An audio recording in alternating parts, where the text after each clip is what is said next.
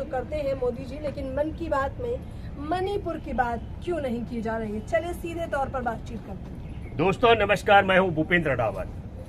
हमारे देश के अंदर आप सब लोग जानते हैं कि मणिपुर में 3 मई से कुकी और मैतेई संघर्ष जातियों के बीच में संघर्ष चल रहा है। 100 से ज्यादा लोगों की जान चली गई है, कोई जिंदा जला दिया गया और 200 से ज्यादा चर्च और 100 मंदिर जलाए गए। नरेंद्र मोदी के मन की बात अभी करके गए अमेरिका, कहा कि मैं महीने के आखिर में बोलता हूं, लेकिन वह 18 जून को इसलिए बोल गए ताकि वहां महीने के आखिरी रविवार को अमेरिका में रहेंगे, रास्ते में रहेंगे, बोल नहीं पाएंगे। 3 दिवसीय यात्रा है। तो इसका मतलब बड़ा साफ है कि हमारे देश के एक राज्य में जहां पर जातीय संघर्ष चल रहा है, मैतेई समुदाय के बीच में कुकी समुदाय के लोग जा पाने की हिम्मत नहीं कर रहे, कुकी समुदाय के बीच में मैतेई समुदाय के लोग जा पाने की हिम्मत नहीं कर रहे हैं, लेकिन नरेंद्र मोदी ने इस पर एक शब्द नहीं बोला।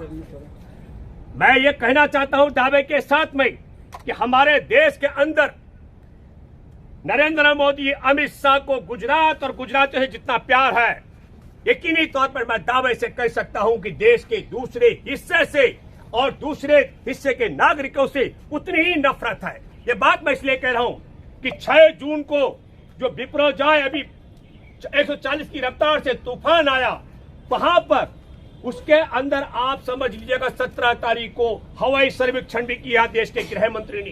एक आंकड़े दिए, 1,08,200 नागरिकों को और 73,000 पशुओं को सुरक्षित ठिकाने पर पहुंचाया गया और उसकी चेतावनी से लेकर के और राहत तक पूरा किताबें पूरे डॉक्यूमेंट्स किया जा रहा है ताकि देश भर में प्रचार प्रसार किया जाएगा। देखो गुजरात को नरेंद्र मोदी ने बचा लिया। 140 से रफ्तार आपको मानना पड़ेगा तूफान की, इससे तेज तो गाड़ियां चलती हैं।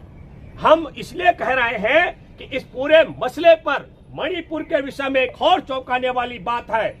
यूनाइटेड कुकी लिबरेशन फ्रंट के जो अध्यक्ष हैं हाओ किप, उन्होंने दावा किया कि 2017 के विधानसभा चुनाव को जीतने के लिए हेमंत बिस्वा शर्मा और राम माधव जो भाजपा का नेता है, इन दोनों ने कुकी उग्रवादी संगठन से मदद की थी चुनाव जीतने के लिए। यह दावा स्वयं यूनाइटेड लिबरेशन फ्रंट का अध्यक्ष कर रहा है।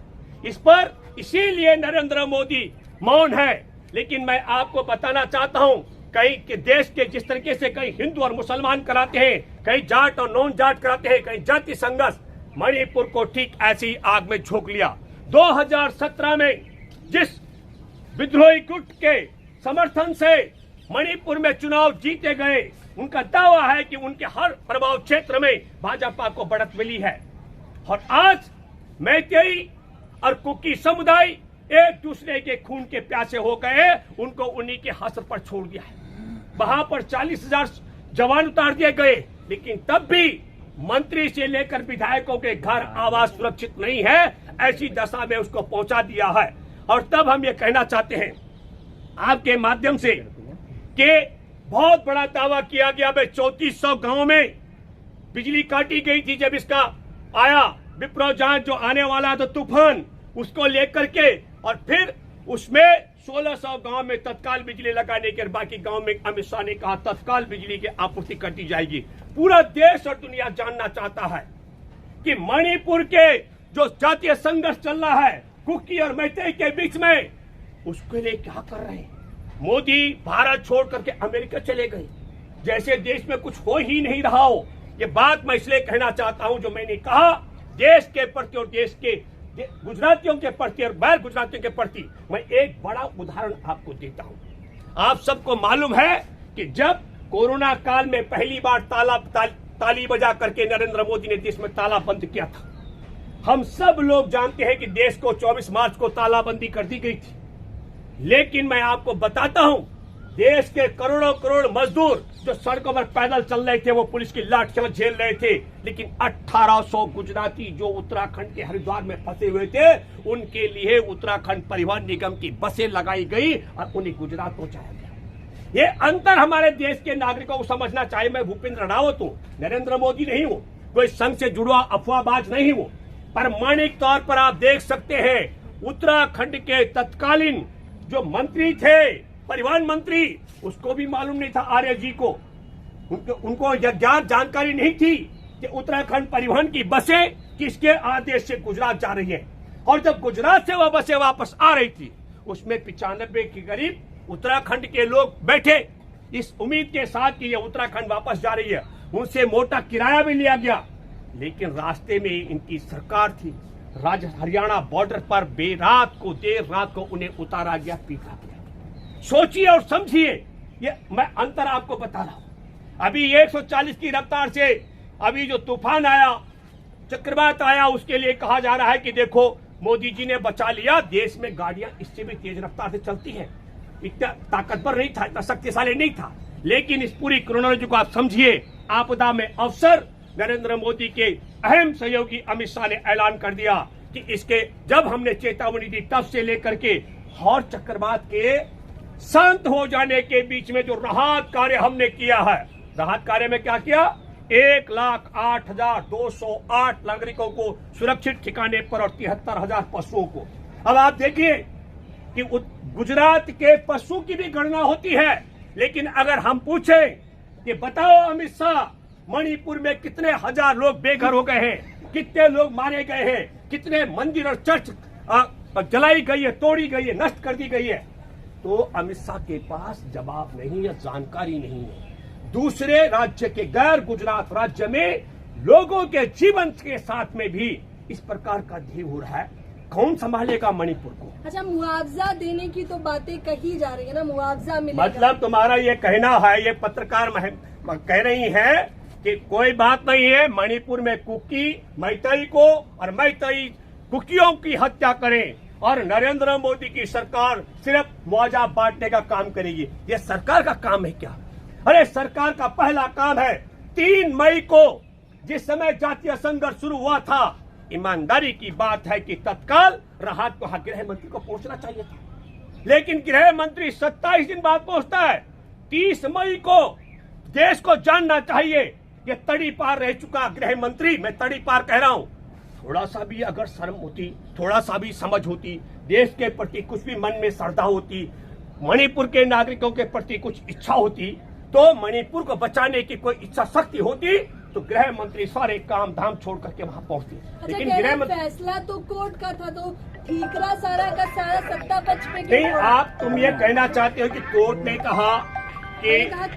ने कहा कुकी समुदाय के लोग मैतेई समुदाय के लोगों को और मैतेई समुदाय के लोग कुकी समुदाय के लोगों की हत्या करें। मैं फिर कहना चाहता हूं, 2017 में उस विद्रोही गुट के नेता यूनाइटेड कुकी लिबरेशन फ्रंट के मदद भाजपा सरकार तब हेमंत बिस्वा शर्मा और राम माधव ने ली थी, और यह बात पब्लिक डोमेन में है। अगर नहीं है तो जांच होनी चाहिए, इसकी निष्पक्ष जांच होनी चाहिए, निष्पक्ष जांच। और मैं तो कहता हूं कि उग्रवादी गुट के साथ संबंध बनाने पर असम के मुख्यमंत्री और राम माधव पर देशद्रोह का मुकदमा बनाया जाना चाहिए। पहले इन्होंने कुकी गिरोह को साथ लिया, कुकी के जो लिबरेशन फ्रंट है उसको साथ लिया, इधर मैतेई वालों को साथ लिया। अब उनके दोनों हाथों में लड्डू हैं, कुकी वाले चाहे मैतेई को मारे, मैतेई वाले चाहे कुकी को मारे, दोनों हाथों में उनके लड्डू हैं। मैं ये बात इसलिए कह रहा हूं क्योंकि भाजपा की सरकार, मोदी सरकार ने मणिपुर की जनता को, मणिपुर के लोगों की दशा पे छोड़ दिया है। मैं मणिपुर में तमाम सामाजिक कार्यकर्ताओं से, वहां के राजनेताओं से, वहां के नौकरशाहों से, वहां के बुद्धिजीवियों से, वहां के किसान और आम नागरिकों से, वो कुकी समुदाय के हों, मैतेई समुदाय के हों और तमाम दूसरे समुदाय के लोगों, मैं आपसे अपील करता हूं, ये इनका चरित्र है। बिना खून खराबे के भाजपा आरएसएस का किसी भी राज्य में टिक पाना संभव नहीं होता है। जैसे गुजरात में 2002 के दंगे नहीं होते तो भाजपा इतने लंबे समय तक वहां पर विराजमान नहीं होती। पश्चिमी उत्तर प्रदेश में अगर जाट और मुसलमानों का इन्होंने दंगा नहीं कराया होता तो उत्तर प्रदेश में भाजपा लगातार वापस नहीं आ रही होती। अच्छा, आप कहना चाहते हैं आम जनता ये इतनी समझदार नहीं है कि इन दंगों को समझे और वोट न दे? देखिए, बार बार भाजपा को क्यों लाया जाता है? अरे भाजपा का ही काम है, ये मेरा काम नहीं है। 2002 के दंगे, अरे भाई 2002 के दंगे हो, उसी प्रकार जैसे हरियाणा में आपने देखा जाट और नॉन जाट का, उसमें भी देखिए अभी पहलवान बेटियों का भी मसला चल रहा है, उसमें भी गणना की जा रही है कि जाट बेटियों का बनी पहलवान बेटियों के पक्ष में निर्णय लेने से और उनके खिलाफ जाने से जाट मतदाता कितना रुष्ट और खुश होगा, और इसी प्रकार ब्रजभूषण शरण सिंह के खिलाफ एक्शन लेने से राजपूतों में या उसको बचा देने से राजपूतों से कितनी संपत्ति ली जाएगी। मैं कह रहा हूं, तुम सवाल पहले थोड़ा समझिए। मणिपुर के तमाम नागरिकों से मैं अपील करता हूं, इनका चरित्र है, इतिहास है इनका खून खराबे पर, बगैर खून खराबे के ये राजपाट को कायम नहीं रख सकते हैं। और उसी की परिणति है कि कुकी समुदाय और मैतेई समुदाय को वहां लड़वा करके नरसंहार भाजपा सरकार करवा रही है। वहां जाने में 27 दिन का समय लगा गृह मंत्री को। प्रधानमंत्री जलता हुआ मणिपुर छोड़ करके अमेरिका जा चुके हैं। इसलिए मैं आप सब मणिपुर के नागरिकों से अपील करता हूं और देशवासियों से अपील करता हूं, आपके सामने दूध का दूध और पानी का पानी है। जब तालाबंदी हुआ था पहला लॉकडाउन में, तब किस तरीके से देशवासियों को कुत्तों की तरह पीटा जा सड़कों पर, और गुजरात के 1800 लोगों को बसों में पहुंचाया गया। और अभी जो 6 जून को वहां पर चक्रवात तूफान आया, उसमें कोई हताहत नहीं हुआ। गृह मंत्री वहां दौरे लगा रहे और अपने गाल बजा रहे, हमने गुजरात को बचा लिया, लेकिन मणिपुर को मणिपुर के हवाले छोड़ा गया। यह षड्यंत्र है। इसलिए मैं सबसे अपील करता हूं कि शांति के लिए सब लोगों को, कुकी समुदाय मैतेई समुदाय को आगे आना चाहिए। धन्यवाद।